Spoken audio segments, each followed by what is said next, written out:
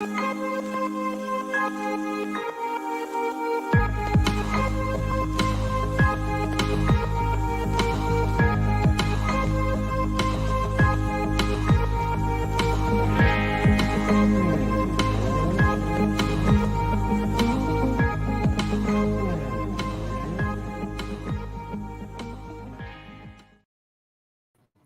students, welcome to another class of biology SPM DLP. Okay, I hope you are here with me today. So I really have to apologize. Last week my podcast had a bit of problem.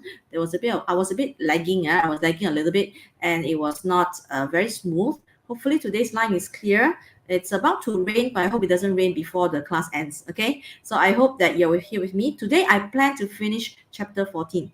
Okay, so I hope my students are here because I made this class just specifically for the benefit of my students who have asked for revision. Okay, Jiawei, thank you very much for joining. Good evening. Okay, good evening, Jiawei. I hope there are others who are here. So if you are here, you want to let me know you're here, please do type something in the comment. Okay, it's up to you. All right, it's all right. I hope if you do not type, it's still all right. I hope you do learn something by the end of the class.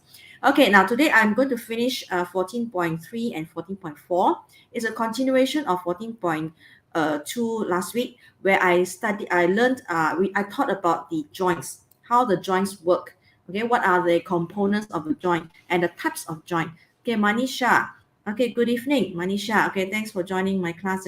Okay, so please do share this video later if you find you have friends who might need this. Okay, it's all right. My class is free for everybody. Okay, I don't have any payment. I don't need any payment at all. Okay, this is like a service I'm doing for everyone. Okay, now I hope you can see my screen. I'm going to share it now. Okay, please do let me know. Is my voice loud and clear? Can you see it? Can you see my screen? Okay, Jiawei, are you able to see it? Manisha, just let me know. Okay, I hope no problem. Okay, let me start class today. It's a continuation. I'm going to do 14.3 now. Okay, right. Now, we're going to learn locomotion, movement and locomotion. First of all, what is the difference between movement and locomotion? Why are there two words? Okay, do they mean the same thing? What is movement and what is locomotion? So now that you know that actually they are using two words together, that means they do not mean the same thing. Okay, they do not actually mean the same thing. So movement, as you know, okay, look for my hand here. My fingers are moving, right? My phalanges, there are joints here between my phalanges. So I make them move, right? I'm curling my fingers here. So this is called movement, all right? This is called movement. Movement, that means one part of the bone is moving in relation to the other, okay? So they are moving. But what about locomotion? I cannot say that there is locomotion here, okay? There is movement, but there's no locomotion. Why there's no locomotion? Because locomotion refers to the organism moving from one position to another position. So you can see that I'm still seated here. And my fingers are moving, right? My fingers are moving. It's movement, but it's not locomotion because my position has not shifted. I'm still sitting here. I have not shifted from A to B. So if I am moving, let's say I'm walking from place A to place B, yes, then there is locomotion. Okay, so I hope you are clear now that what is the meaning of movement and locomotion. Okay, so it's slight difference. Okay, let's go on. Now, this part I've actually mentioned in my previous lesson when I talk about the joints. So if you are, I'm going to go through here very fast. All right, if you're not very clear about this, go and watch the previous video on joints, 14.2 joints, where I give a detailed explanation of how your biceps and triceps work. So first of all, in order to bend or to flex, bend means flex. That means the thing is not straight. It's not straight. It is like bent. Okay. So in order to bend the arm, you need two muscles. You have the triceps and the biceps. So the biceps is the one over here in front here. All right. And when people want to show how strong you are, you gotta do this, right? So this is your biceps and this is your triceps. So they are an antagonistic pair of muscles. They work antagonistically. That means when one muscle contracts, the other muscle will relax. So I'm going to go through here very quickly because I've done this in my previous video. So please watch it now. So biceps contracts so that the pulling force is transmitted to the radius through the tendon. So this diagram here is not exactly very accurate. The tendon should not be, wait 1 minute. The tendon here should not be connected to the ulna. So this muscle here, which is the biceps, should be connected to here, which is the radius. Okay, so the point of connection, this what you call this, the tendon. This is the tendon, the tissue that the connective tissue should be connected to somewhere here. So it actually pulls the radius. It does not connect all the way down to the ulna. Okay, so when bicep contracts, the tricep will relax and the radius will be pulled upwards, causing the arm to bend. Okay, and then now your arm is bent. You want to straighten it. Okay, okay, watch the video earlier. So you want to straighten the arm. You call it extend. Okay, extend or straighten. You have to do the opposite. Now your triceps contract. Okay, the tricep contracts so that this part will pull, and because it's connected to the ulna is here. You see this at the elbow here. This elbow bone here is actually part of your ulna. So when it pulls, your ulna will go down. At the same time, your bicep has got to relax because it's got to allow that movement. If your bicep pulls and your tricep pulls at the same time, nothing is moving. Okay, both are pulling at the same time. Your hand will not budge. It will not move at all. Okay, so the ulna is now pulled downwards, causing the arm to straighten. All right, okay, so I've done this. This is the slide which I did in my previous lesson. So I'm just going to play it here just for a quick. Okay, so here shows contraction of the bicep muscles and the relaxation of the triceps. This is to flex. Now it goes down. You see that the biceps have to relax and the triceps have to contract. Okay, so all this was mentioned earlier. So I'm going to go very quickly because there are a few more things I need to discuss today. Yeah, I do not want to drag too long. So this is what was mentioned in the previous. So in this case, bicep is your flexor because when the muscle is called flexor, it means when it contracts, your arm or the part will be bent. And the muscle that's considered extensor, when that muscle contracts, it will extend that part. That's why it's called extensor. Okay, so for flexing your arm, your tricep will be the extensor. Okay, your bicep is the flexor. So here, this is all done earlier. All right, okay. So the important thing to mention is when you're talking about, when you're writing essay or you're explaining, you have to write the word, they work antagonistically. And you have to also mention what's the meaning of antagonistic. When one muscle contracts, the other relaxes simultaneously. And also vice versa. Okay, that means you change role. When this one contracts, the other one relaxes. When that one contracts, this one relaxes. Okay, so you look at this later. Now I want to go through, that was the arm. Now we look at the lower limbs. What are the muscles that you use when you walk? All right, when you're walking. So you have very strong muscles in your legs. These muscles are stronger than the muscles on your arm. But they work the same way because they also have antagonistic action. That means when one muscle pulls, the other muscle will have to relax to allow the movement. Okay, so now the names will be different. So you cannot be talking bicep and tricep already because they are different set of muscles. So in your legs, we're talking about your thighs, your thigh. You see this? You see this very muscular man, right? Having muscles here. This is your thigh muscles. They are one of the strongest muscles in your body. They are called the quadriceps femoris. Actually, there are 4 muscles there. So they have specific names, but you do not need to know the names. Okay, they are called quadriceps femoris. They actually, when they contract, they pull your lower leg. All right, okay, let's see. Any questions so far? Okay, nothing, Manisha. All right, I can see you say yes, you can hear me. Good. Now, let's look at this. Now, this picture shows somebody's thigh, okay? The thigh, upper thigh, and upper leg, but you're looking at the person from behind, okay? So this, besides your quadriceps femoris, this is the front, all right? This is from the front view, but this is posterior. That means you're looking at somebody. Imagine you're walking behind somebody. You're looking at the leg, the thigh legs from behind. This is the biceps femoris. It connects from your pelvis, okay, the pelvic bone here, right down to your fibula. That is the lower leg, the lower bone, the leg, the lower leg. So this one also will help you when you walk. So you need your quadriceps femoris. You also need your biceps femoris, which is behind, right behind. Yeah, you imagine you're looking at somebody from behind. You're walking behind the person, and you're looking at the leg. That is the muscle there. Okay, then another one is the tibialis anterior. So this you're looking at the front. Anterior means the front. You see this muscle here, the lower leg here? This is the tibialis, which actually does this action. It lifts your, let's say this is your leg, right? And this is your foot. It lifts your leg up and down. It is important because when you want to walk, you need to lift your leg up and down and place another step. When you want to step, right, this one will have to move up and down. So in order to move up and down this leg, right, you need this tibialis. Okay, so you're going to look at these three names: quadriceps femoris, biceps femoris, and tibialis.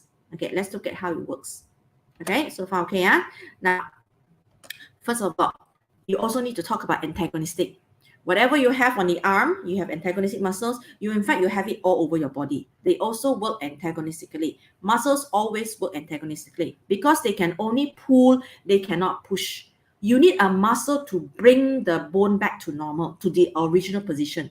So one pull, the other one have to pull to bring it back. This muscle cannot push. It can only pull, it cannot push. Okay, so you need another muscle to bring it back to the original condition. Okay, so the two muscles here are biceps femoris, which is the flexor. The one is behind, this one, right? This one, this is the flexor. Then the quadriceps femoris, this is the extensor. This is the one at the front. This one, sorry, not here. This one. This one is this one. Okay, now, right, let's look at it one by one. Okay, this is the first thing you need to do is when you want to walk, you have to lift your heel up, isn't it? So the right calf muscle, look at this picture here. The calf muscle is the lower leg. When this one contracts, always remember when muscle contracts, it becomes shorter. So when it becomes shorter, it lifts this part. So this one will be lifted. So your foot, okay, or your heel, the heel is the back part of your foot, it will be lifted up. So when this contracts, your heel is lifted. Okay, your heel is lifted. So that's the first step. The heel is lifted. Then the ball of the foot pushes against the ground. When this one lifts, you find that this one will be pressing down. Your front part of your foot will be down. So like this, right? This is the floor. This is the floor. This is your foot, right? So when you want to start moving, you have to lift this one up. When you lift your heel, the ball of the feet is the front part. This is called the ball of the feet. The ball of the feet will push the ground. Okay, that's the first step you're taking, right? After that, you have to lift your whole leg up. So this whole leg will be lifted up. Okay, you can see this. This whole leg will be lifted up. How do you do that? You need your bicep femoris to contract and pull the lower leg up. Okay, so I think I labeled this wrongly. Sorry. This is the bicep femoris. Yeah, I labeled wrongly. Sorry. Here. So your bicep femoris will pull your lower leg up. So your foot is bent at the knee joint, then your foot is lifted. So this is how you need to step, isn't it? So the first step is you need to lift up your leg. That is the beginning of your walk. When you need to walk, you got to lift up your leg. That's the first thing. Okay, let me carry on. All right, no questions. Now, you've lifted. The next thing you do, you got to put your leg forward, right? You're going to put it down. So you have to straighten your leg. The quadriceps femoris now contracts. You straighten the calf. So this is your quadriceps femoris. This one, it strengthens, so this whole leg becomes straight. Okay, this whole leg becomes straight. The whole leg, this one. This whole leg becomes straight. All right, it's because of your thigh muscles straightens it. Okay, so let's look now. As the right leg leaves the ground, the body weight is now supported by the left leg. So you're standing on the left leg, right? Now you need to straighten your right leg to put it forward. Because you have lifted your right leg, now you're standing on your left leg. You need to put your right leg forward. You have to straighten the calf. Okay, straighten your leg. And you use the quadriceps femoris muscles. So now the next step is this one should be extended, ready to put down in front of you to take the next step. Just now the first step over already, you've taken up the leg. Okay, you're standing on your left leg now. Now your right leg is put forward because you're going to take another step. All right, okay, so far okay. So I have colored the left leg as white so that's easy for you to differentiate. Otherwise, so many muscles that you get confused. Now you're putting your right leg forward to step another step. Okay, now is the point where you need to really put your leg down. Your right leg now is touching the ground. So in order to do that, right, you need to bring down the heel. This is your heel. How to bring down the heel? You have to rely on your tibialis, which is in front here, to contract. Tibialis contracts to bring down the heel. So now the heel touching the ground, the body weight is shifted to the right leg. Once it touches the ground, your left leg can lift already. Once your right leg makes contact, your left leg can lift already. Ready for the next step. Okay, so the whole sequence again repeated. So it's like this. When you take a step, you take up one leg, your body weight will be on the other leg. Then when you put the new leg down, all right, not new leg, the right leg down, then this one will lift up. Now your weight is shifted on your right. Okay, so you need 3 muscles here. Just now was a biceps femoris, then quadriceps femoris, and then your tibialis. Okay, now this one is not so popular. If you can't really remember, you're still quite safe, because usually questions that I've seen so far, they ask about the biceps and triceps. So make sure you really know your biceps and triceps. This one, you're still a bit too blur, can't remember. Okay, sometimes just forget it, all right? But you need to remember the names of the muscles. You can't really explain the sequence, it's still not too bad, because it's not as popular as your biceps and your triceps. Okay, so remember that one. You have to remember that one. Okay, a good example of how you bend, or which is flex, and how you extend or straighten your limbs. Okay, but the principle is the same. One contracts, the other relaxes. So they always work antagonistically, the muscles.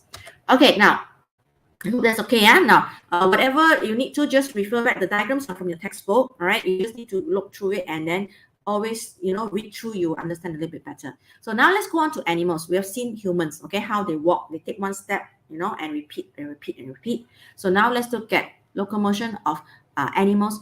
Okay, 4 examples. Well, first one, we look at the fish, then we look at the bird, then we look at the earthworm and the grasshopper inside. Okay, so let's look at one by one. If you have any questions, you can feel free just to ask over there. All right, now fish. Okay, fish, as you know, what are the adaptations? Okay, in order for movement, so here I'm going to tell you how to answer essays as well. Right? If they ask about this, how they move, you always remember to talk about the feature, what it has, and how it helps, or the characteristic. So first of all, the vertebral column, as you learned earlier in humans, we have so many pieces of small little bones, right? It's the same for fish. If you ever eat fish, you notice that the middle part of the body, there's a long bone, right? But it's not one bone. It is actually a small little bones, small pieces of bone called the vertebra, okay, or vertebrae for plural.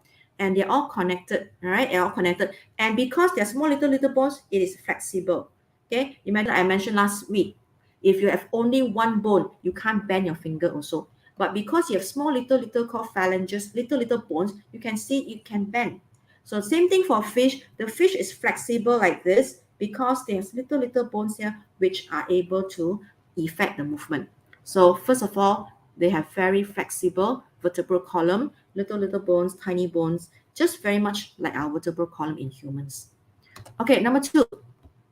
How to make the fish move? It is because you see the tail is very powerful. You notice when the when the fish swims, they tend to move their tail left and right. So it's like they're beating the water. Okay, they're pushing the water back. So they push one way, the tail flaps. The tail moves to the right. The next moment it moves to the left. It's like they're pushing the water back. Okay, left, right. And when they push it left, right, actually they're pushing it back at the same time. The water actually pushes the fish forward. It's like, what we learned in physics, right? The Newton's third law. Every action has an equal and opposite reaction. Okay, how hard you push the water will end up pushing you back. So by pushing the water, the fish goes forward. It produces a thrust. The thrust is the forward movement, forward force. Okay, so how do you make the tail turn? How do you make the tail move then? You need to have very powerful muscles. These muscles are called myotome.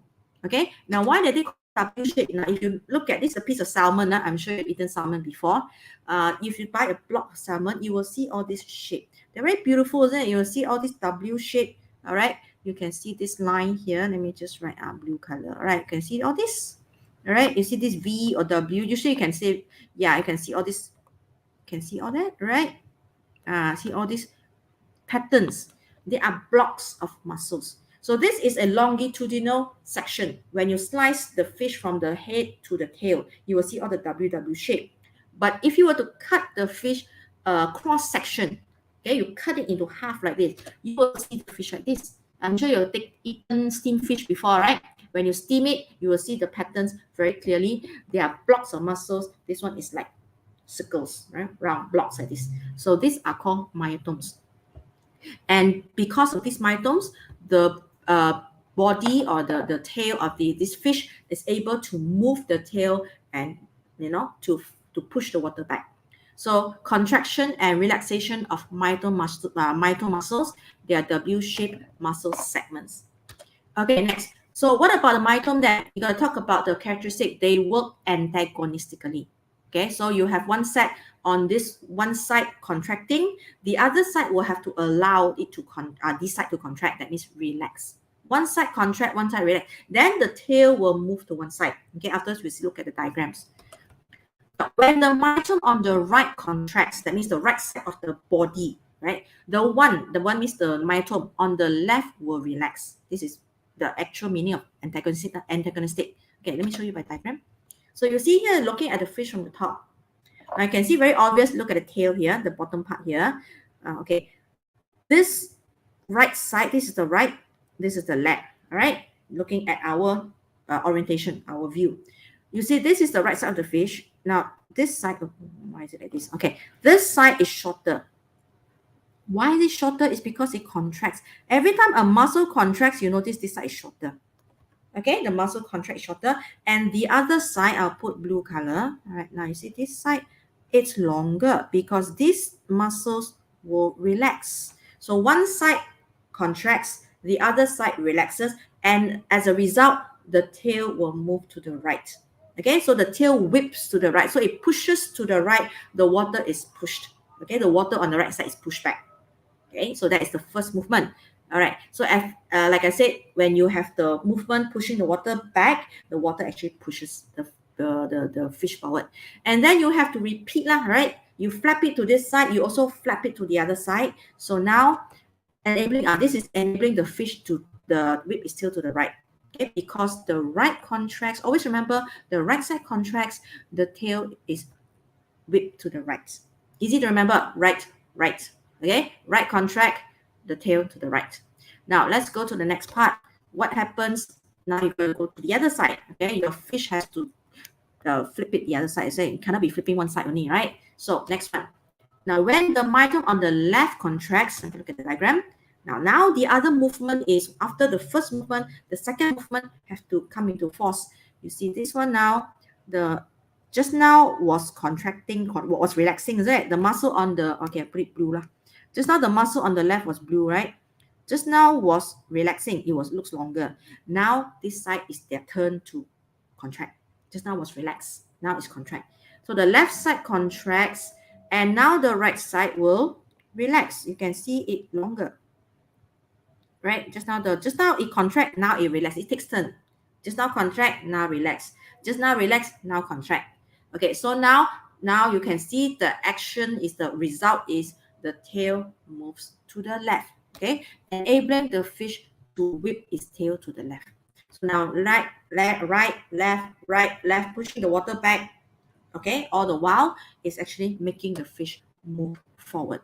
So alternating with a contraction and relaxation. So it's alternating, okay, relax, contract, and right, left, right, left.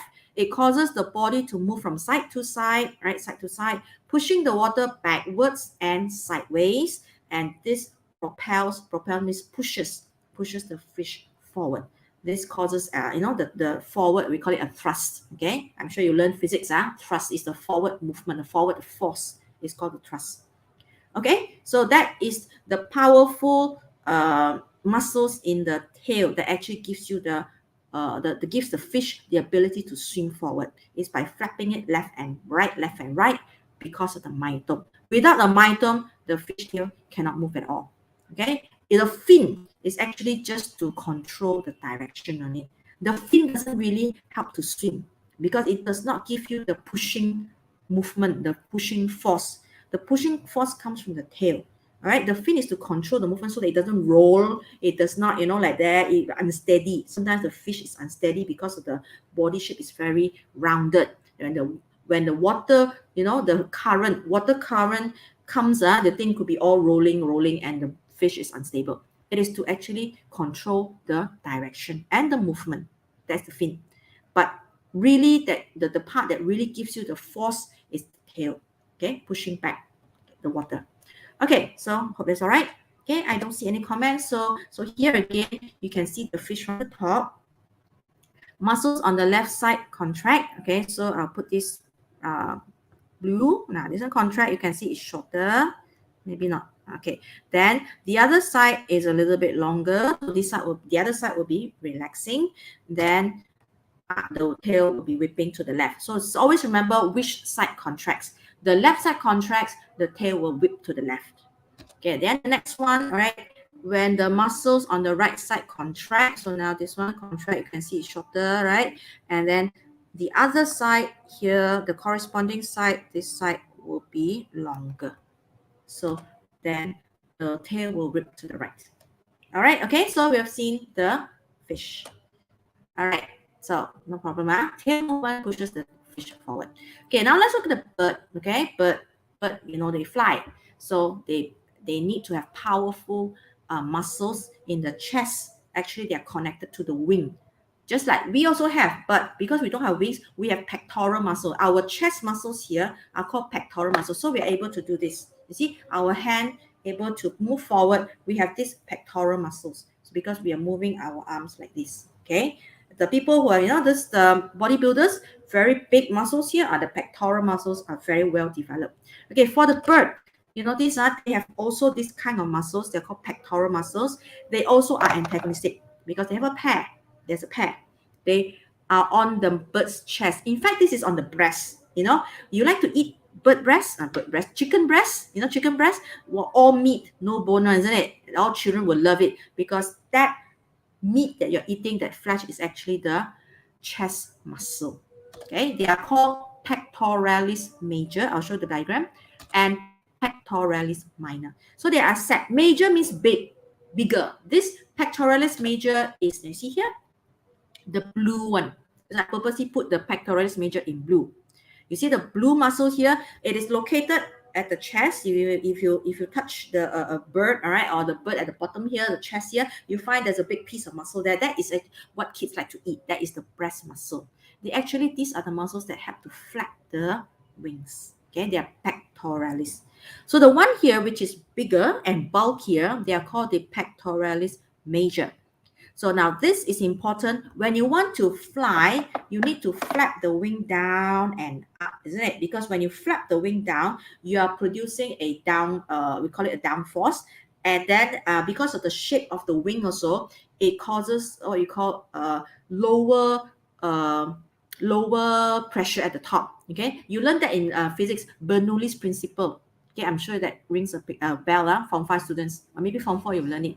Bernoulli's principle states that when the fluid, moves faster, it creates an area of low pressure. So on top of the wing, you will have a low pressure. The bottom will have higher pressure, so the air actually pushes the bird up. So Bernoulli's principle helps birds to fly. Okay, so now let's go back to the muscle part. Pectoralis major contracts. So when it contracts, you look at properly the blue part here. I'll put blue ink. Okay, this is connected to your humerus. The bone on the upper wing here is called the humerus. Okay, not the drumstick, the upper wing here. Okay, drummet, they call it drummet. Yes. So this is pulled down. See, when muscles contract, they become shorter, so they tend to pull. They always pull. They never push. So they pull down. Okay, so it pulls the wings down. That is the first action when you want to fly. All right, when the bird wants to fly, it has to flap downwards. So the pectoralis major contracts. Okay, here. Pectoralis major contracts. At the same time, you have another set of muscles called pectoralis minor, which is a smaller flap. You will see also if you are the person who you buy chicken from the market and you see your mom clean the chicken and so on. You will see there's another breast. You call it the chest muscle here, smaller piece. This is the red one here. This one is connected to the upper side, the top side of the bone. It is actually when it contracts, it will pull the muscle, pull the bone up. Okay, it has the opposite reaction because when it pulls, when it contracts, it actually, because it's connected to the top side, it actually pull it up. So pectoralis major contracts, at the same time pectoralis minor relaxes. Relaxes means it has to allow it to come down. Okay, the wings are pulled down. So this is called the downstroke. Flap it once, this is the downstroke. Okay, of course, it's not enough, right? You need to return it, is it? You need to return because you need to repeat the action. So once it's down, later on, you need to flap it up again and then repeat and repeat. So you can see the bird flapping up and down. Okay, so now this is the downstroke. Downstroke means the wings are flapped down. Okay, so now let's look at the upstroke. So once the wings are down, you need to repeat that. So you need to have another muscle to pull up the wing. Okay, you have already, the muscle is already down. You need to repeat it. How to repeat it? You have the other one, which is the pectoralis minor, now contracts. Now you see, different, right? The red one, which is the pectoralis minor, smaller minor, it's connected, because it's connected to the top side of this humerus. It actually pulls. You see, when it pulls, you see the direction? See the direction? When this pull, of course, the wing will be flapped up. And at the same time, your pectoralis major, this is wrong, this is wrong, this is wrong. Oh yes, now be careful. Your textbook, now just realize your textbook has a mistake. Pectoralis major. This is a typing error in your textbook. Pectoralis major now relaxes. It cannot be both, because if this is pectoralis minor, the red one, the blue one cannot be pectoralis minor as well. It has to be pectoralis major. Okay, please do the change. Please write the changes in your textbook here. Let's change here. Okay, there's a minor mistake here. So pectoralis major now contracts. Pectoralis minor contracts. Pectoralis major must relax, and the wings are pulled up. So you see the upstroke here, the wings are returned to the upper position, and then it repeats. So your muscles, or the bird's muscle, has to do it repeatedly in order to produce the lift. Okay, the lift, and the bird can fly.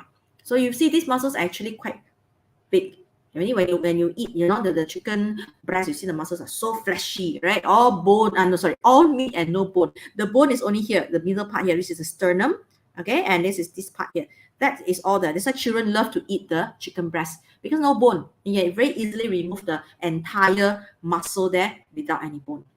Okay, all right, fine. I hope you understand so far. All right, I don't see any comments, so I'll carry on. Okay, the third one, earthworm. Okay, you look at this, you get a sense of gilly, right? It's actually, again, antagonistic muscles. What are the names? Okay, don't call them biceps, triceps anymore. These names are very specific. For an earthworm, body is long, you have two sets of muscle. So you can see very clearly on the inner side here, you have muscles called longitudinal muscle, which run from the head to the tail. That means they go lengthwise from the head all the way down. You can see this direction. Can you see this direction?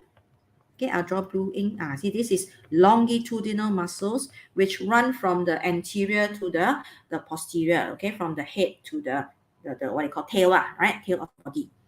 And there's another one which go around the other way. You call circular muscle. Why circular? Because it goes around it like a circle, right? So this is circular muscle. So circular muscle, it goes around it. So I put a different color here. This one, circular muscle.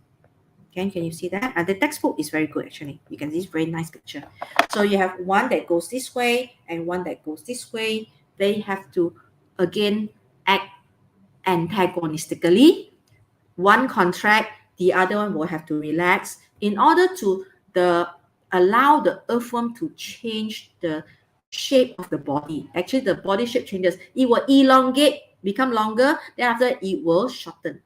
Longer, shorten, longer, shorten. So you can see the way the earthworm moves are very creepy, isn't it? It's like it extend, then become shorter.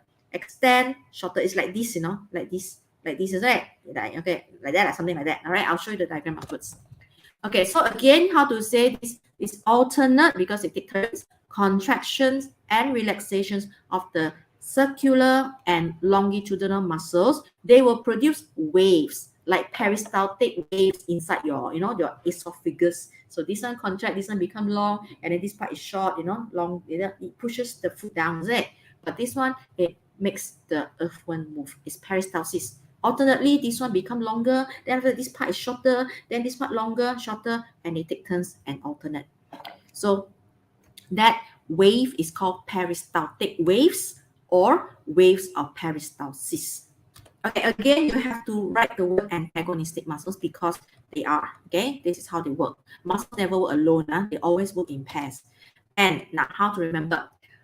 It's very easy. You have to visualize. Look at the longitudinal muscle. Because the longitudinal muscles start from the head to the back side, to the tail, let's say the tail. When it contracts, contract means it's pulling. So when it contracts, the body becomes shorter, isn't it? The body becomes shorter, and the body, the diameter of the what become thicker, because it being compacted. It's being compacted, then the thing will become fatter lah. So now the body becomes fatter. When the longitudinal muscle contracts, the body becomes shorter and thicker. Okay, next one.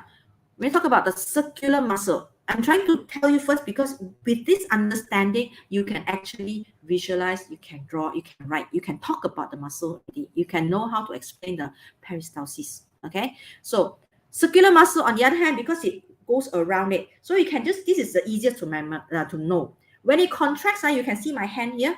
Maybe I should do it this way. You can see my hand. Let me see. Okay, I do it this way. You can see my hand, right? Now, this is a circular muscle. Say circular muscle. So if it contracts, it goes like this. So how is the size of the body now? The body becomes thinner, right?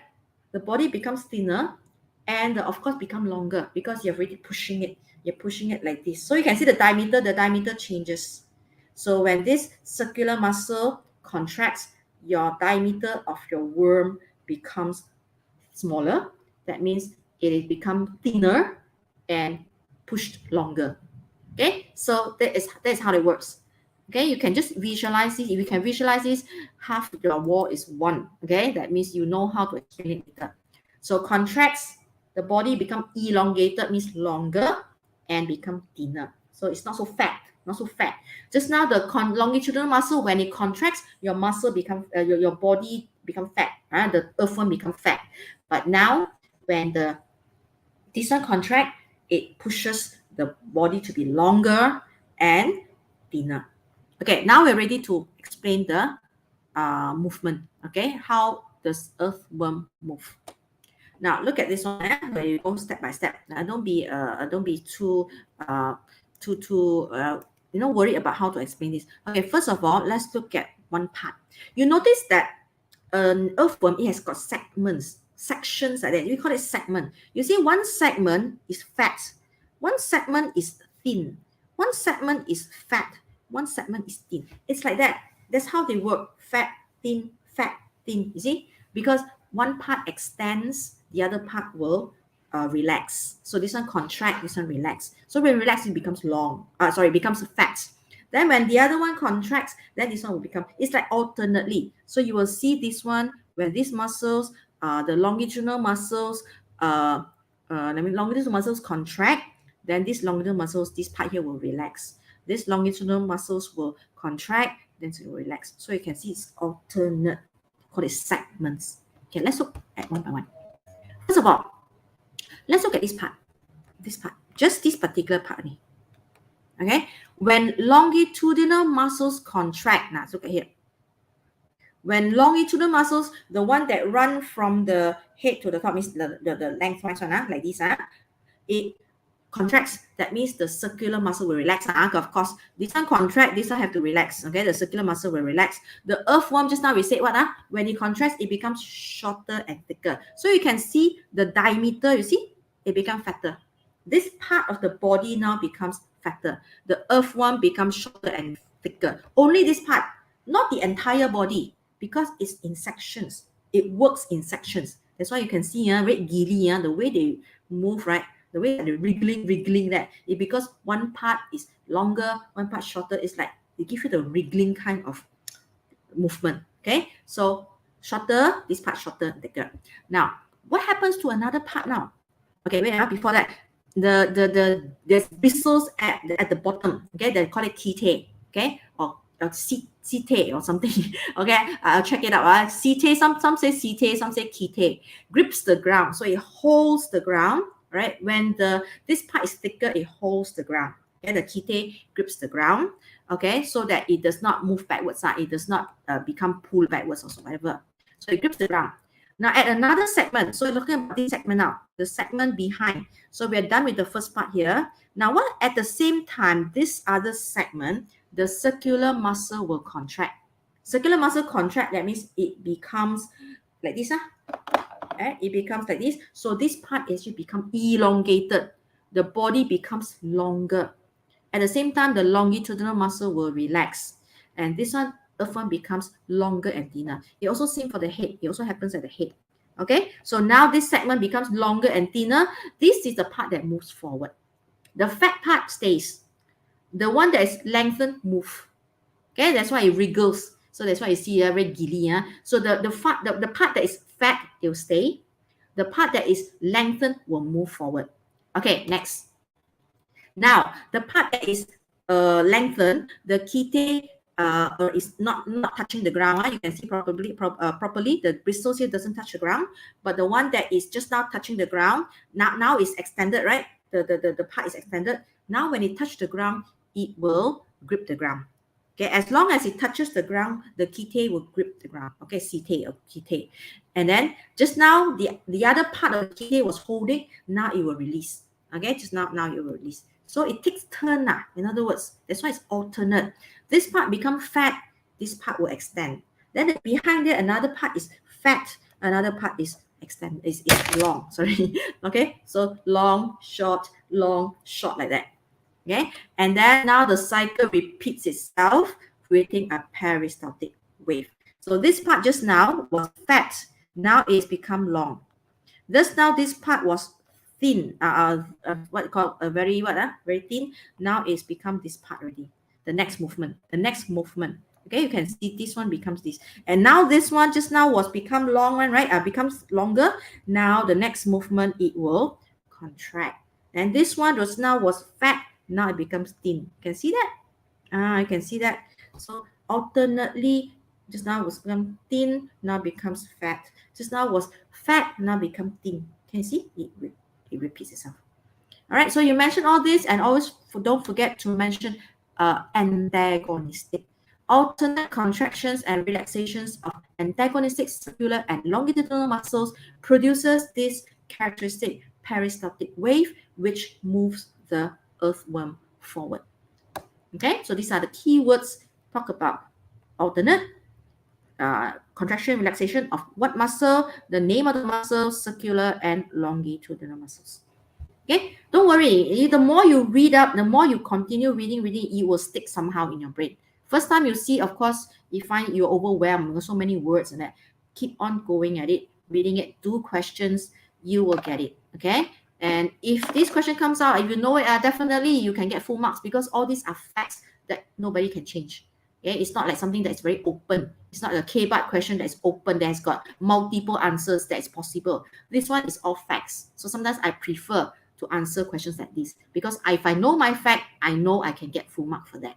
Okay, so go for these questions. If you're the type who really knows how to remember things, you have a firm grasp of everything, go for these kind of questions for essays.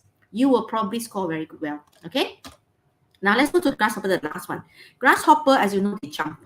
Okay, grasshopper are insects. They have a hard shell, the exoskeleton. They have exoskeleton. They have soft insides. How do they move? Right, the grasshoppers, they jump, so they got very powerful hind legs. Hind legs means back legs, and they have an especially long one. Okay, very powerful one, and you can see their muscles, they are attached inside. Okay, I will zoom for you. The antagonistic muscles, they are called flexor and extensor of a grasshopper, are attached to the inner surface of the exoskeleton, the inner surface. Okay, so where are they? Let me just, okay, I zoom in and let you have a look at this. Okay, do you see this? So this flexor muscle, oh, I'm not able to write. Can. Oh yeah, I'm writing there, the zoom goes off. Okay, then I can, okay, sorry. I have zoomed in, I can't write. Okay, never mind. I'll just let you see. So flexor muscle, okay, doesn't matter where you will not be probably not asked to label any flexor muscle. Okay, flexor muscle, extensor muscle, again, they work antagonistically. When the flexor muscle contracts, why they call it flexor muscle? Because when it contracts, it folds the leg inwards. Okay, let me try whether I can write or not. I cannot, sorry. Okay, so it folds it inwards. So now the grasshopper is sitting position, it is resting position, it is already folded when it's resting like that. This is the flexor already contract. Okay, folded. So you can see flexor contracts. Look at the first diagram here on the right hand side. So flexor contracts right here, then it's already folded. The tibia is folded inwards. And at the same time, your extensor will have to relax. Okay, you have to do the opposite. Now let's look at what happens when it wants to jump. Okay, right. Now, see, the flexor bends. This is when it's sitting, when it's not jumping yet. The flexor bends the joint while the extensor straightens it. So now the flexor is already contracted. So the what they call the legs are folded inwards. So the muscular and long hind legs, the back legs, will enable jumping or leaping. So at this position, the flexor on the hind legs are contracting at rest. At rest means now, you can see it now, right? The leg is pulled inwards, okay? The leg is pulled inwards and it's in the Z position. So you can see it's folded, zigzag like this. You see this zigzag position here, and it's ready to jump now. So now the flexor is contracting. So the next thing you want to jump, that means your extensor have to work, right? Your extensor have to contract. Okay, let's look at the next picture. Now, number 2. And the extensor contract. Now, look at the second one. Just now, at rest, okay? Your flexor contracts, bring the foot inside, it's folded. Now, when you want to jump, you have to push inside. The leg has to straighten, push, right? When you want to jump, of course, you need to push, isn't it? So you have to straighten your leg. In other words, the grasshopper has to straighten his leg.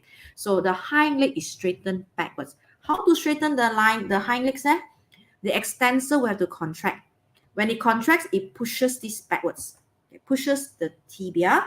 The tibia is extended back. It pushes the ground pushes the grasshopper flies. Okay, not flies, jumps. Okay. Now, the push of the hind legs on the ground projects, means pushes the grasshopper forward and up into the air. Again, Newton's third law. How hard you push the floor will push you back equally hard. Okay, every action has an equal and opposite reaction. Okay, so let's look at this now. This is a animation now. You can see, wow, it's very long. You can see that the leg is longer than the body actually. Yeah, very long. Okay, so slowly in slow motion, you can see one more time. Right now, this is extending because you need to push this is Z position at rest, flexor contracts. Now, extensor contracts to push and straighten the legs so that it can push the floor pushes the grasshopper up.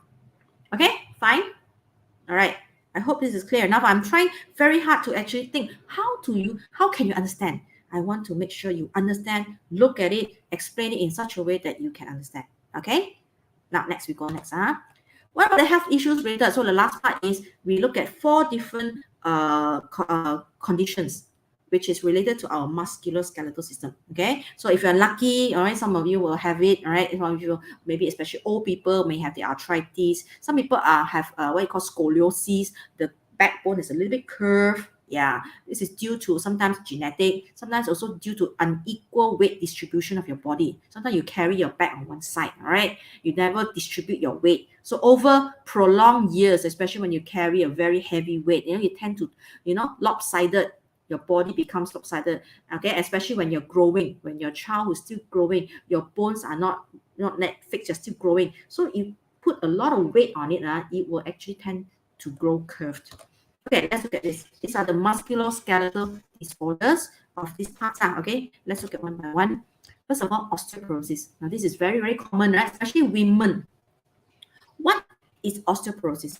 Now, if you look at the scan of the bone, okay, you can see that it is a lot of holes inside there. A lot of holes. That means the bone is not very dense. We call it porous.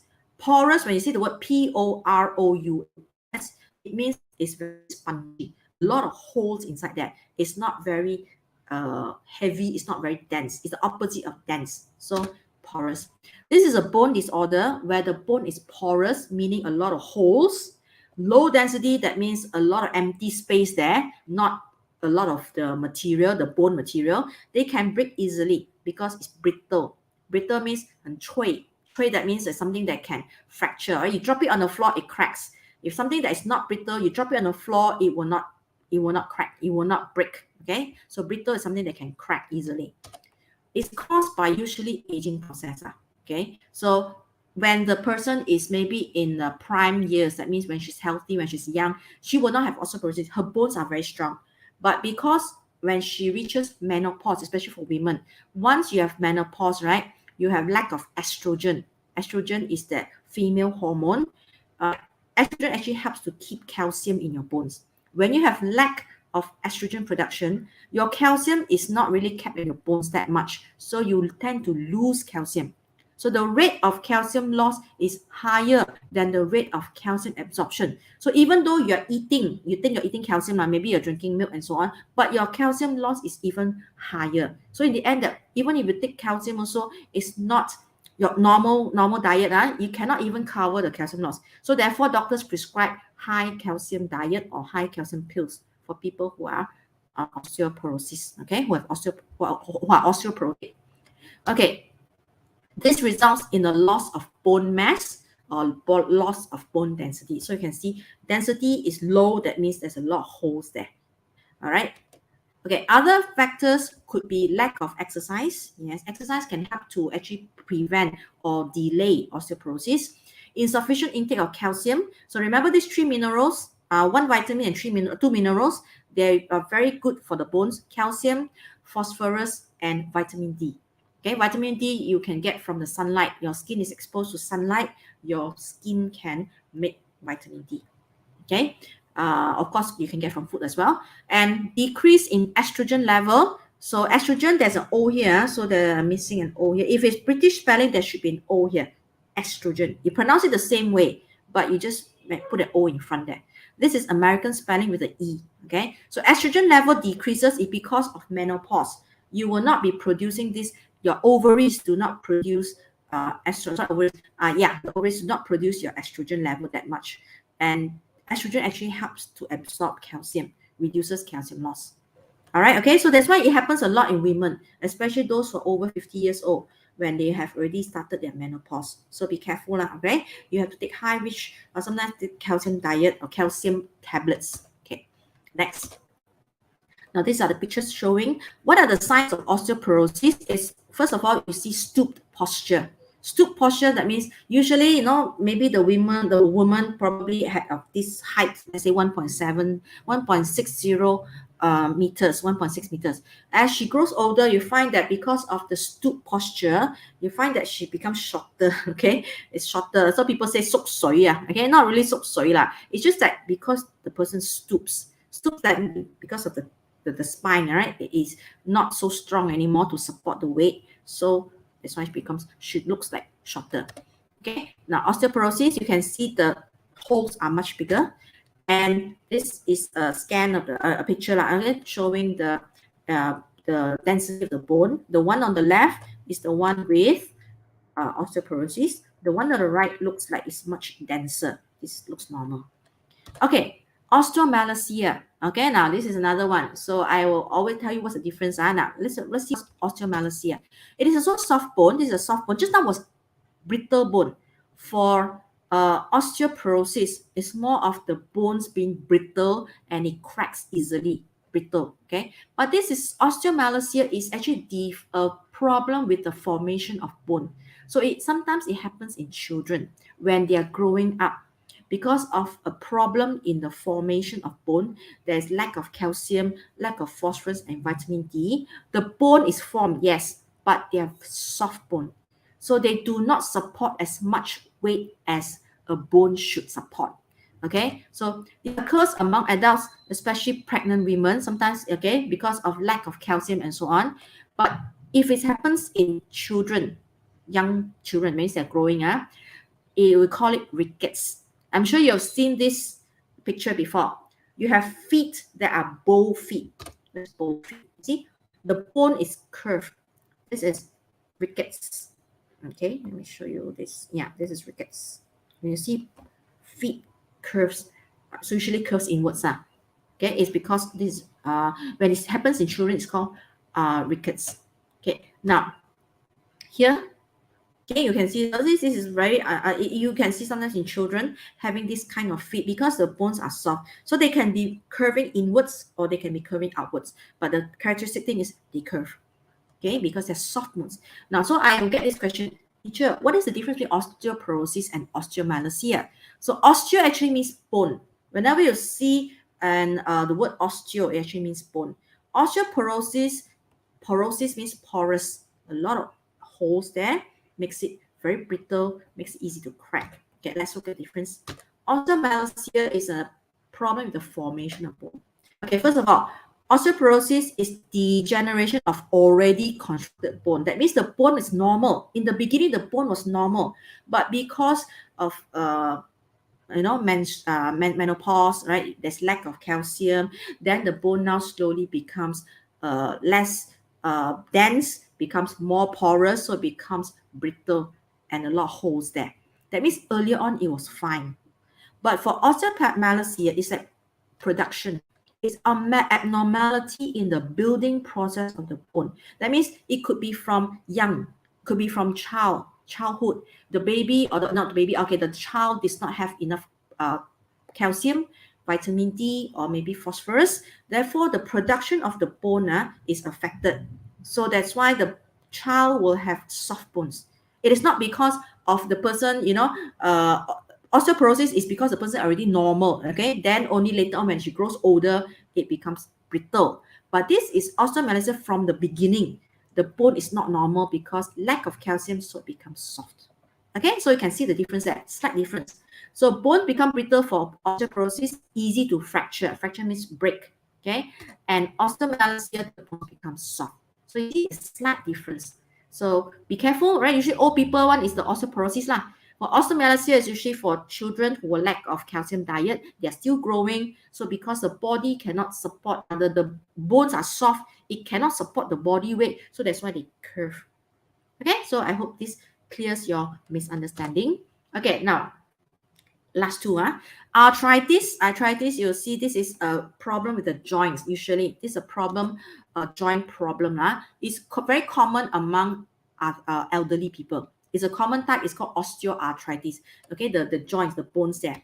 So you can see all this. It becomes inflamed.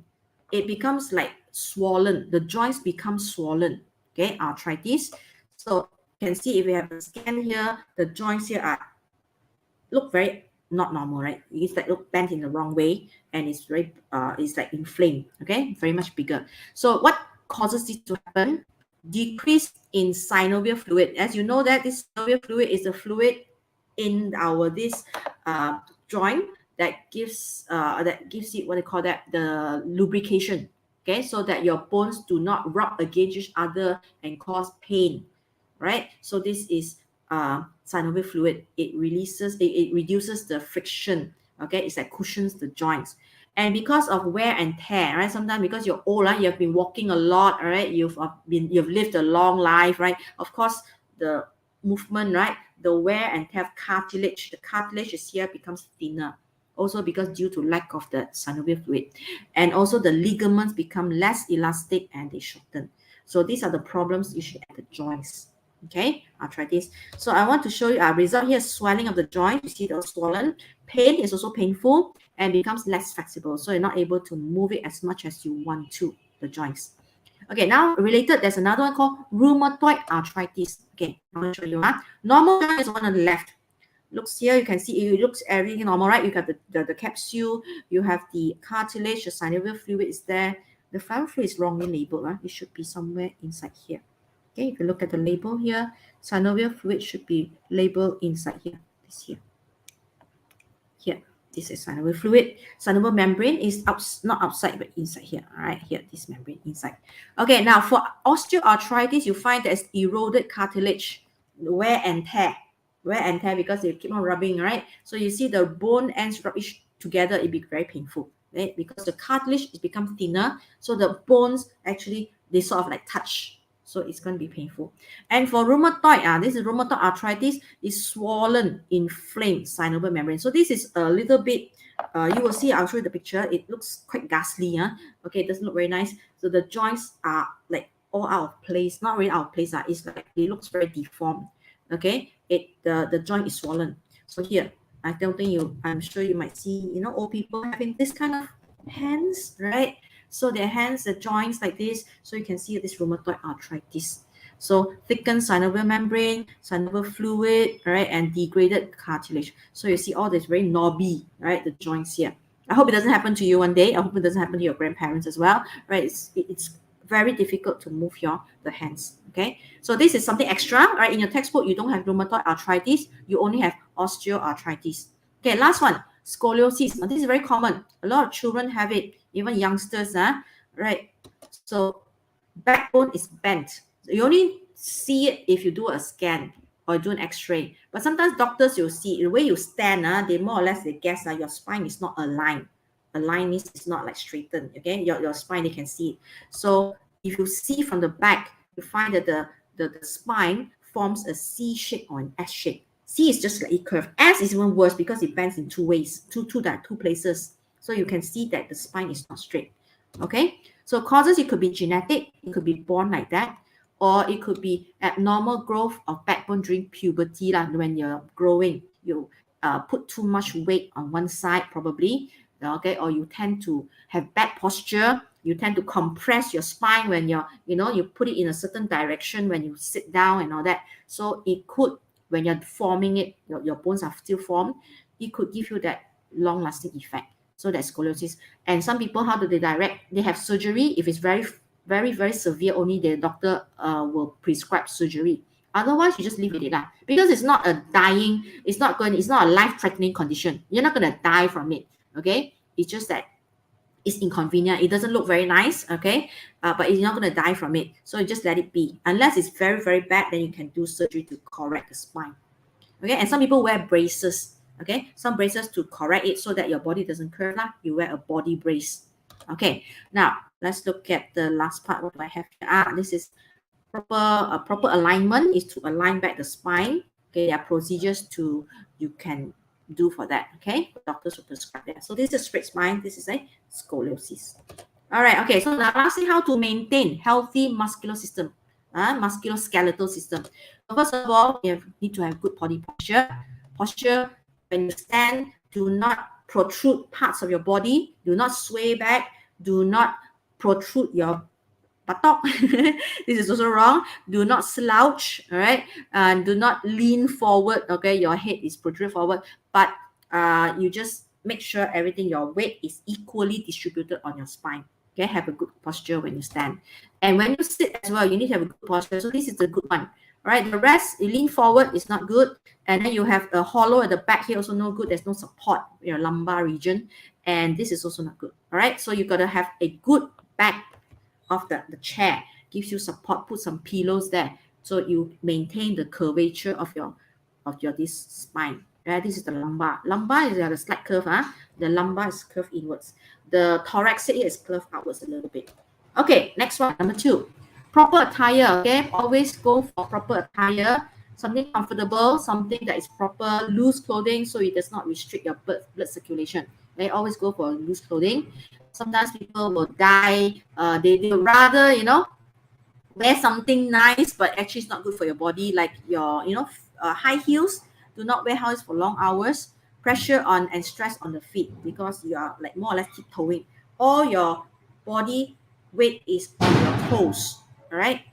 And the shape of your feet is also important. it should not be pointed so much that sometimes you have a bunion. This is called bunion. The bone part here, you have this deformed because it rubs at the side here, so you get a big knobby thing like that. Okay, so always wear proper shoes. So a good pair of shoes provides support and prevents injury to the vertebral column or the spine. Okay, get good shoes like this which are comfortable to wear, and make sure your toes have uh, uh, no space to breathe. Okay, don't compact them together. Okay, next one, exercise. Exercise is good. What does exercise do to your body? Okay, exercise actually strengthens your joints, increases flexibility of your muscles, ligaments, increases your bone strength. It prevents osteoporosis, increase your bone mineral deposits. Okay, so good to do some exercise. Okay, no need to do extreme ones, just normal exercises. They say what, 20 minutes, 3 times a week, that would be good enough. Okay, then next, balanced diet is also important. All right, so you need to have good food. Okay, food that are rich particularly in calcium. Remember the 3 types of minerals, 2 types of minerals, 1 vitamin. Phosphorus, vitamin D, and then vitamin C as well. Actually, I've gone check and said vitamin C also helps the bones. Vitamin D, how does it work? It helps in calcium absorption. So even though you eat a lot of calcium, you do not take enough vitamin D, your calcium is not kept in your bones. Your calcium is actually leaches out and into your, it doesn't, it's not kept in the bones. And vitamin C also increases bone density and bone mass. Okay, so here I think I have covered what I need to cover for today's lesson. I've really covered chapter 14. So I hope this lesson helps to make you understand the parts. By following this video, I think you've also actually revised it. Only thing that you may not be able to memorize it yet. So that helps if you read again. Okay, the understanding should be there, I hope. All right, I hope this is what I want to do. All right, just to help you to understand. All right, okay, so I hope to have another lesson. So I think at the moment, this is going to be like consistently every Saturday, 4 o'clock. All right, if you're new to my channel, you try to tune in, all right, and go to my channel. And if you subscribe, then you will know when I have new videos, not videos, viewing or what I call streaming. Okay, so you can follow. I may not be able to post the link every time. Okay, because it's very, very inconvenient. Some people do not like it if I post the link because it's not interested. They're not interested. They find it spam. So I try to, not always I will post the link. So if you find that my videos are helpful to you, you can subscribe to the channel. Then you can see whether I have a video or not. Okay, thank you very much for joining. Yes, Manisha, my students, Ex-Potato, all right, Imore Flora, all right, Zahira, Sabrina, my student, I think. All right, okay, thank you very much. I hope to another video next week, and maybe I will start with chapter 15. Okay, thank you very much. Have any comments or any questions, please do leave at the video. All right, so I can come back to you later. Okay, thank you very, very much. Have a good weekend. Bye-bye.